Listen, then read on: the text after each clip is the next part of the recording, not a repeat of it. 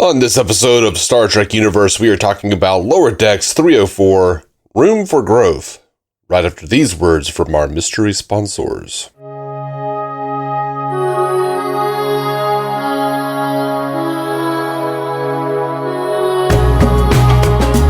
Welcome to Star Trek Universe, the podcast where you get to listen in on two lifelong friends chat about Star Trek for a while. My name's Matthew Carroll.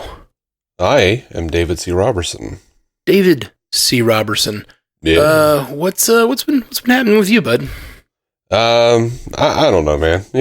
Just depression, anxiety, spiraling. I feel that. Well, luckily we get a little break with a little Lower Decks. Not necessarily a break from the anxiety and depression, but a little bit of a distraction or reason to smile here and there.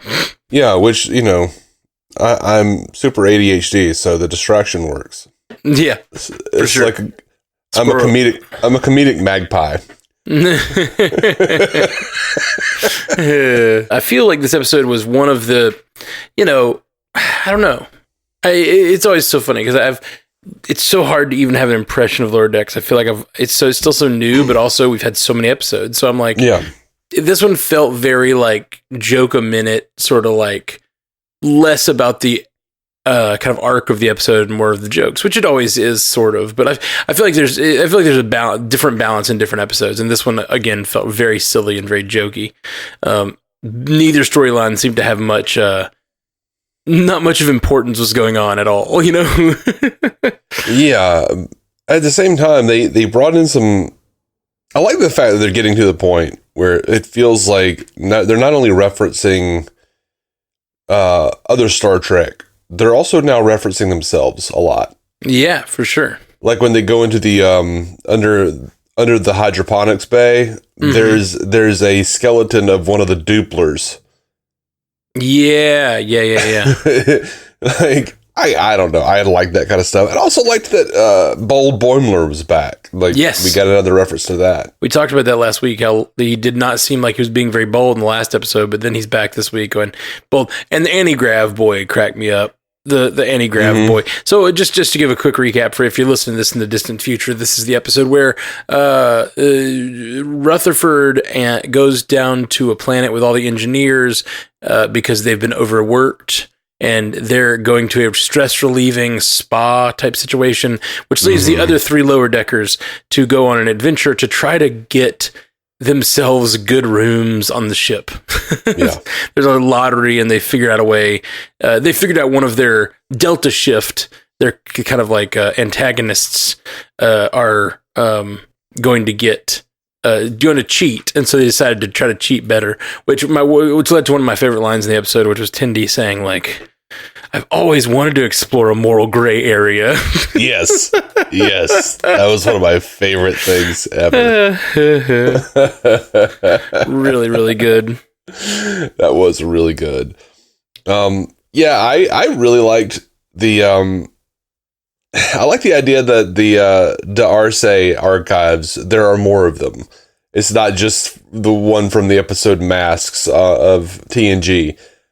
It's like Starfleet runs into these things quite often. Yeah. The masks. That was very funny. It was very funny too, because I think they said this again has been turned into a temple or something like that at one point, like as if this has just happened like once a week. And I think it's Boimler, or no, it's Mariner says, "Stop touching masks." Yeah, like they're like, Starfleet really has to change their protocols on dealing with these things. Like, yeah.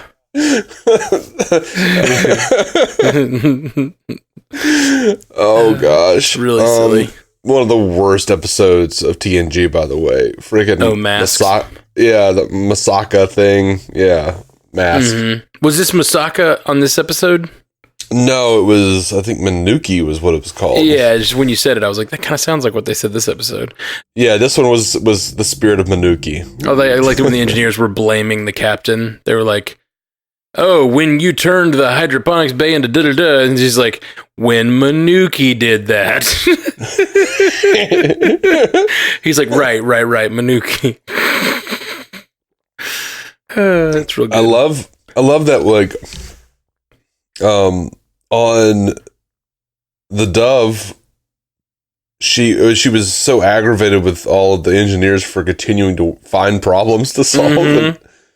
And she was like, "You're all a bunch of damn Geordie LaForges."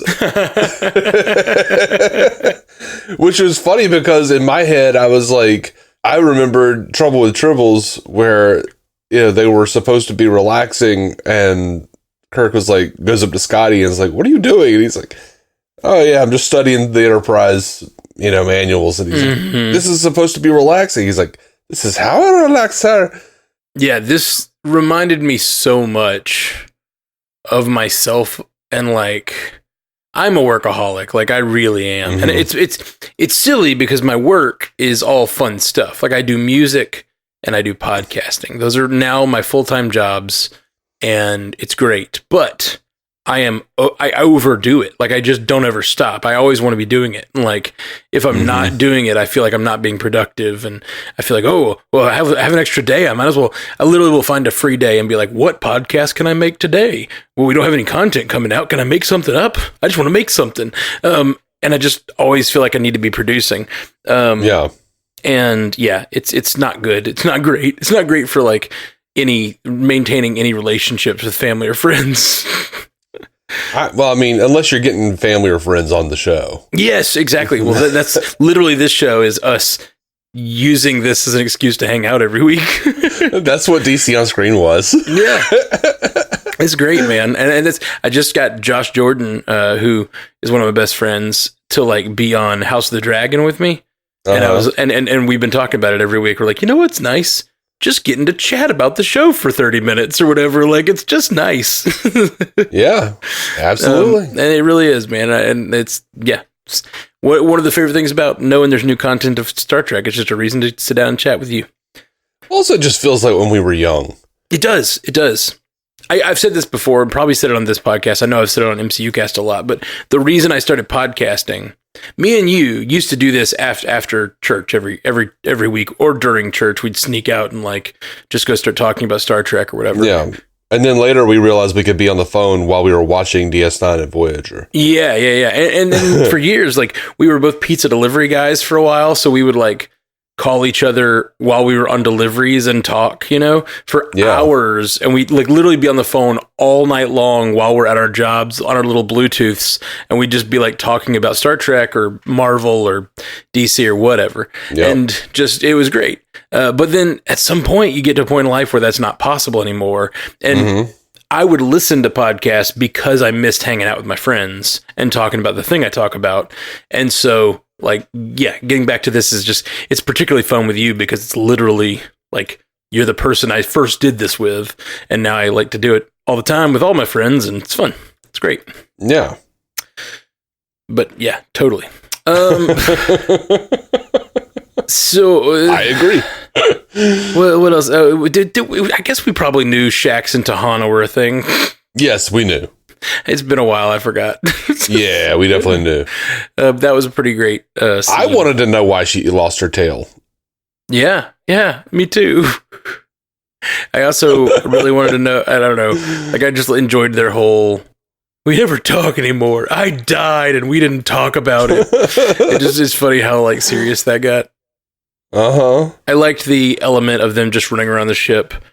Them going through the holodeck there reminded me of First Contact. Yeah. Where you're running around and you're like just dealing with different rooms on the ship, and one of them happens to be this holodeck adventure that you have to be a part of for a second. Mm-hmm. I guess it was even kind of similar, like it wasn't the same, but it was a similar time period with the like 1920s looking gangsters. Yeah, it was like 1930s Bonnie and Clyde type of thing. Yeah. So similar to the time period that Picard was in. Yeah. I dug that. And then, of course, I don't know, just them going through all the different Jeffries tubes and little access panels to get like through the entire ship and find and like it just it's the classic like fucking Galaxy Quest joke of like, why is this here? Uh-huh. And then they're inside the deflector, I think it was, and they spun it up, and he's I'm anti-grav boy. Yeah. I like that they're keeping. It's a weird thing that I don't know if I'm supposed to be paying attention to, but they keep up with this. They do it. They do this on Lower Decks all the time, and it always feels like a jab at TNG and Voyager specifically, but I guess DS9. But like Rutherford in this episode is like, we're gonna be going for. I better bring a book, and he like puts a pad in his thing, and he goes, "Oh, better bring two," and he grabs another like iPad and puts it in his thing, and that's hilarious. They do it all the time on Lower Decks. That kind of joke with multiple pads, little data pads. They do it all the time on TNG though. Yeah, for sure. That's hilarious. Oh man, it's so funny you said that. I don't know how much I'm supposed to think about this, and maybe I'm overthinking it. We've been having that conversation a bunch on MCU Cast lately because the She-Hulk is out. Have you seen any of it yet? No, I want to, but I just there's so much. No, it's so much, but like there's so much to watch. With She-Hulk, it's tough because it's a comedy. It's a comedy lawyer show, and so like you're watching it and you're like, when they make a joke, you're like, am I supposed to think about that seriously? Is that character joking? It's like you have to like balance this thing where like how much of this is in universe joking and how much of this is new canon. I had my favorite naming of any MCU Cast episode I ever did. What's that? I called it "Is She-Hulk a Loose Cannon?" But like spelled canon. Like, is this show She-Hulk a loose cannon? Right. I like it. I liked it a lot. I was very proud. Yeah, that's very good. I mean, the comics have always had her breaking the fourth wall. So yeah, no, that's the thing is like she's breaking the fourth wall on the show too, and so is it maybe some of these weirdnesses are her interpretation of what's happening because she's like telling the story? There's all these like theories about what it might be, but there's just certain jokes they've made where you're like, is that a new canon thing that we have to like? And I know we're going to do it too. We're going to be watching 3 shows from now. Or we're going to be like, oh yeah, but I remember she said on this show that happens, so that has to be canon. So that affects this in this way. And I'm like, yeah. But I know for a fact that they're just making a show to be funny. So I'm like trying to like turn that part of my brain off a little bit, but I can't because that's what we do. Yeah, no, She-Hulk should be canon. She's a fourth wall character. Oh yeah. Like Deadpool, The funny thing is, like, one of the cool things they did in the comic, and I don't know if they do on the show because I haven't seen it, but in the comic, they had her, like, they started having her break the fourth wall slowly. Like, she would just, like, look at the audience for a second and just be annoyed. Mm-hmm. And then, like, she literally has another fourth wall character, like, showing her the ropes at some point and, like, showing her how to, like, walk from one location to another between panels. No, yeah, I've seen that.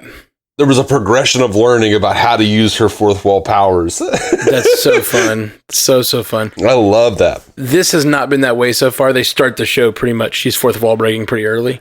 But it is really strange, though, because she'll say things in the fourth wall break that she doesn't technically know in reality. Like, she's talking about our world more than she's talking about their. Like, yeah, it was crazy. It's really interesting. But anyway, the point I'm making is we had that same conversation about, like, am I supposed to be thinking about this? Is this a joke about this canon, or is this, like, how much of these jokes, is the koala real? Do we really need to, like, worry about the koala for the rest of Star Trek? I hope so.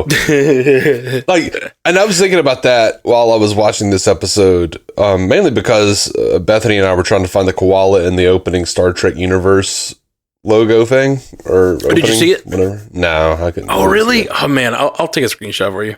Yeah, dude. But yeah, I was thinking about like how much I love it when Star Trek, because it is, the universe is so big, and there are so many religions and beliefs and facets, societies, and all this stuff out there in this universe, that I love this idea that they get fantastical. Like, one of my favorite things is in the original series where they say, Sulu tells Rand, "May the great bird of the galaxy bless your planet." And I love this idea that there's like some deity, some like spiritual deity out there or something referred to as the great bird of the galaxy. And if Star Trek has taught us anything, it's that most of the time these deities are just like crazy aliens who decided to protect a single planet. Yeah. So I really like the idea that there is a giant koala out there somewhere beyond our universe smiling for some unknown reason. That there is a great bird of the galaxy, that there are all these, and I wish they would get more into that stuff. Like, for some reason in the 90s with TNG, I feel like Star Trek fans got a little too anal about like what Star Trek should be about, oh, it's got to be like true science. It's never true science, y'all. Right. Obviously, I'm going to bring up DS9 here, where like I think is that perfect balance is struck. Where I like there to always to be a scientific explanation for everything. I like that these things are just never really confirmed, but I like that really a scientific sounding explanation. Well, yeah, sure. Well, I mean, like you can work around whatever they're saying with science. Yeah, whether it's like whatever, whether it's real or not. With comic book science, let's be sure, real. Sure. I agree with that completely. Yeah, like there's always, I feel like the more fantasy we bring into it, the better Star Trek is going to be. That's how I feel, to some degree. And I'm not talking about dragons necessarily. I'm just saying, but I mean, the show could use some dragons. Let's face it. I mean, probably.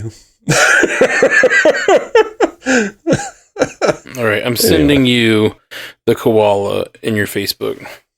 Okay. Clearly a koala. As the oh yeah, that's totally it. Yeah, 7 seconds is where it is. 7. Yeah, you told me that. You told me 7 seconds. Yeah.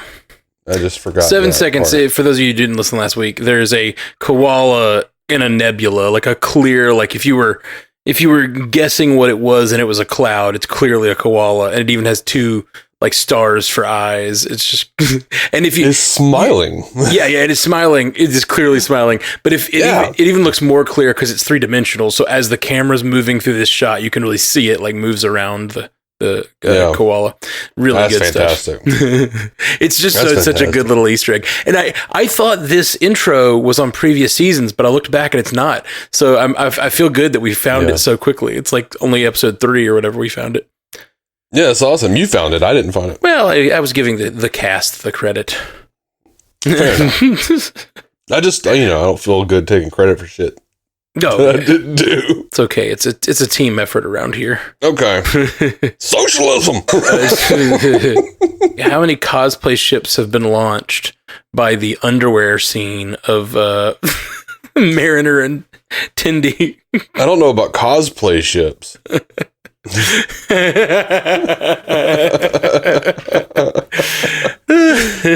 Good point. I've seen. I'd already seen people being like, "Tindy in a towel, Tindy in a towel." Oh yeah, no, I've literally already seen Tindy in a towel as a cosplay today on Facebook. I saw that pop up. That's hilarious. From the Star Trek Hotties group that I'm a member of for some reason. I don't know why. I don't know why. I think it was just because I like Star Trek. It just happened, man. It just happened. Sure, that's what happened. Okay. Speaking of disturbing kinks, churro wife. He keeps it refreshed. And then at the end of the episode, he's like, 45 churros hot. Churro-Livia. Oh, it's so gross. It's so gross. So gross. That's got to be one of the most disturbing jokes on Star Trek ever. He formed a primal bond with it. One of my favorite lines this episode was, "Oh, you got to try the manicure. It's like a pedi for your hand toes." That line grossed me out, and I don't know why. I liked it. It's just weird enough. It's weird enough. Yes, I do enjoy that. Absolutely. Yeah, so I loved that they did not only a callback, the main premise is a callback to Masks, but the whole Ransom as a caveman is a callback to the episode Genesis of TNG, where Riker turned into a caveman. Did I say Riker before? Ransom. No, yeah, you said Ransom, I think. Yeah, Ransom turned into a caveman. On Star Trek Next Generation, Riker turned into a caveman. Everybody in the crew de-evolved. That's right.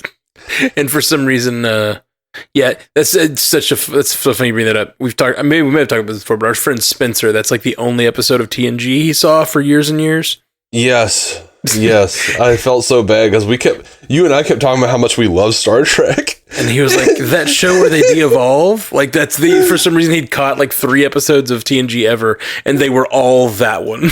Yep, they were all that one. And for some reason, and I have like a tag to that story. I was literally on the phone with him. And this was like a year ago.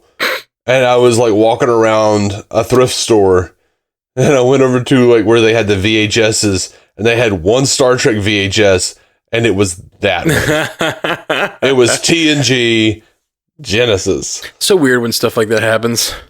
Yeah. I was once listening to the radio, and I was listening to a tape, a little cassette tape in my bathroom because I was taking a shower, and it was I Think I'm a Clone Now by Weird Al. Yeah. And then I turned it off and turned on the radio, and it was I Think I'm Alone Now, the original version. And then I turned the channel. It's like, I was just listening to this. Turned the channel, and it was another version of I Think I'm Alone Now by like a cover band. Someone covering that song. Glitch in the Matrix shit right there. Yeah, that's that would be the rest of my shower. Well, you are a what's the Batman quote? You are a superstitious and cowardly lot. That's what I was trying to think of. I'm not. But I would totally have turned off the thing and just be thinking about like, okay, what are the possibilities? What are the possibilities I have? God's trying to tell me something. Simulation theory. Like Facebook ads. It's a pretty wild coincidence. Like but this was long before Facebook. This is like I was like 12 or something. Okay. Well, that's all I got as for notes on this episode. You got anything else? Stu sent us some stuff. Yeah. So throw me some stew goodness. Good old Stu Little. Throw some stew in the stew that is this podcast. Throw some stew in the pot? That is the podcast? The podcast? That'll work. Yes. Thanks. You plussed it. Boom. Yeah, we did it. We pulled it off. Writer's room complete. Throw some stew in this podcast. Stu says, hey, I really liked the A-plot of Boimler, Mariner, and Tendy's little adventure and the bonding they went through because of it. It maybe felt a bit odd to leave out Rutherford, but he fit into the other plot, even if it was a little broad. Some of the randomness of the humor in Lower Decks is a bit of a weakness for me. Ransom's churro wife? Nah, man, that's great. The human-only gas hallucinations were great, though, and really took advantage of the medium. Was it just me, or when they revealed the stress relief puppy swarm, did the Andorian woman look terrified by it? I didn't notice that. Also, how does that machine work exactly? There's speculation it was a big, full-body vibrator. If so, there sure is a lot of horniness this year so far. Tendy and a towel, Ta'ana and Shax, the mind's mind sexual fantasies, Mariner and Tendy having to strip to their underwear to save Boimler, the scene where they keep saying come a lot, and all this while Mike McMahon insists there's no romance in the cards amongst the main characters. Which scene did they start saying come a lot? Where Boimler and Mariner were talking about how they were going to tell people to enter their quarters, and they kept going. He's like, Riker says, come. And they just kept going, come. Okay. I don't know if Stu's joking or not. Yeah. Because I don't think that was sexual. But it's either a really good joke, Stu, or you're really like searching for things that aren't there. I'm not sure. I'm not sure. Yeah. I'll get to that in a second. Personally, I'd find a mani-pedi the opposite of a stress release solution. Multiple people crowding around me, scraping at my extremities. Come on now. I do like that. That's You're funny. right. That's a weird sci-fi thing to do. The mani-pedi. Yeah, I know, man. Like friggin'. I've got a pedicure done right now on my toes. And it was Alyssa's birthday, and we went out to get pedicures. And I got mine done, and I think it's funny to get a color. I don't know. I'm comfortable enough with myself to get a color, so I think. And then I come back to Alabama, and I'm just walking around as a single guy with blue colored toes, and I just get a lot of weird looks. I'm fine with it. I'm very comfortable with it. Well, but man, why are your toes out? I wear the Chacos a lot of times, like all the time, really? Almost exclusively. Okay, I can't do it. I like a good house for my foot, you know. Not me, man. Not good me. Roof, a good sturdy roof. That ain't me. These babies got to be free. My wife always wears flip flops. Yeah, man.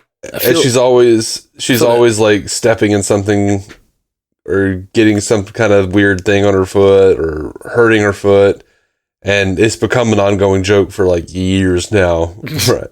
And anything that happens, whether it has anything to do with her foot or not, I just go, well, if you'd wear normal shoes. It has definitely like harmed me here and there. There have definitely been moments it has definitely harmed me. Where I like I don't know, turned my foot wrong and like a branch got shoved between my foot and the shoe or something. Yeah, I go hiking in these things. Like Chacos are really good hiking shoes. Like they're really good for your back. I feel great in them. Okay. And they're really easy to slip on. So I just like pop them on, go on a hike or whatever. But yes, every once in a while out in the woods or something, I'd really hurt my foot. Cause if I'm getting serious hiking, I normally wear like full on shoes. That's no good. Like I have to do like an in-between kind of version where I'm like, I want to have a good house for my foot, but I also don't like I hate steel toe. Mm-hmm. Anything that bothers my toes, that like irritates my toes, I can't do. Right. I feel like that's not an in-between. That's just a shoe, man.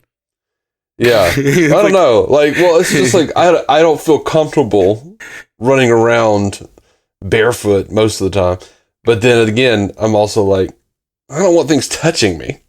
Because it bugs me, you know? Yeah, that's the thing. I like to be free. I don't really wear shoes when I'm driving. I like to go shoeless when I'm driving, which I think I do like that. For some reason. Love it. I think it's illegal technically. Yeah, I think it is. It's a law from back when like cars weren't as comfortable and like you needed your shoes on to like brake well though. Like it's an outdated law. Like I think it's stupid, and I drive shoeless all the time. It's back from like the days where like there's a law in the books. It's like if you can go down a one-way street the wrong way as long as you have a lantern attached to your hood. Which is still a law in Alabama. Yeah. It's from back when they were only allowed to use knives for pedals.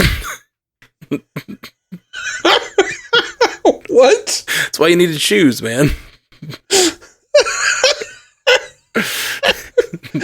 All right. Stu says, I hope Bold Boimler powers up enough to be able to take on his transporter accident twin, William Boimler, who I assume is a future big bad. Dude, that would be awesome, and I hope this happening. Yeah.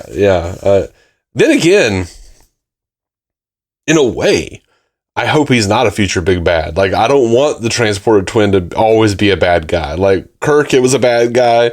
Riker, he turns into a bad guy, you know, like helping Maquis and shit. Picard had his own, doppelganger who was a bad guy. Uh-huh. Have you seen that comedian? I don't know his name, but he says, he's like, I found a porn star who looks exactly like my wife. Is her doppelbanger. That's a weird thing when you happen across some Facebook group that you joined and you don't know why. You didn't do it. It's because you like Star Trek, but then one of the people looks exactly like someone you know. But you know it's not them until it is. Right. That happened once. Yeah. You always happen into these things, Matt, and I don't believe it any time you tell me about this. I'm an adult male. I watch porn from time to time. I did once happen upon. This was happening upon. Looking at the porn site was intentional. As intentional as it ever is. And then I was scrolling and I saw someone. It turned out to be someone I knew, like actually. And that was very surprising. Yeah, that is weird. Isn't it? Yeah. Very strange. Won't blow up her spot here. Sorry, that happens on the other website. Oh, shut up. The jokes you make on here, at least mine came from somewhere. I know, but you said blow up her spot. Yeah. That's the point. The phrase, that's a little double entendre. I know, man. It wasn't on purpose. It wasn't on purpose. I know what it means, but I stumbled into it. You didn't stumble into it. You did. I fully did. That was. I enjoyed this episode. That's all from Stu. Yeah. Okay. And thanks for writing in, Stu. Yeah, appreciate man. Thank you for guys out in. there. There's a few hundred of you guys that regularly listen. So send in feedback if you got anything you want to hear. If you want to hear us chat about or whatnot, questions you have that we won't have valuable answers to, but we'll have answers. Yeah, we'll talk about them for a minute, and somehow we'll bring that back to vaginas or penises or something. And as does Star Trek these days. Yeah. We maturity-wise, we didn't move on from when we would talk about this stuff outside of church. No, same old. All right, guys. Well, thanks for joining us. We are Star Trek Universe. We'll be back next week with more Lower Decks. Peace. Live long and prosper, Joe Lon True, all those things. Keep on circling. May the great koala of the galaxy be at your back. May he smile at you. Yeah. I don't know. Him at your back sounds more threatening. Yeah. Well, I mean, I don't know why he's smiling. I don't know what he knows. Why does he smile? What does he know? Thank you for listening to the Star Trek Universe Podcast, a Stranded Panda production. If you'd like to hear more from David C. Robertson, check out the DC On Screen podcast or maladjusted.tv for his web videos. If you'd like to hear more from Matthew Carroll, check out the Marvel Cinematic Universe podcast or listen to his music. Just search for Matthew Carroll anywhere you get music.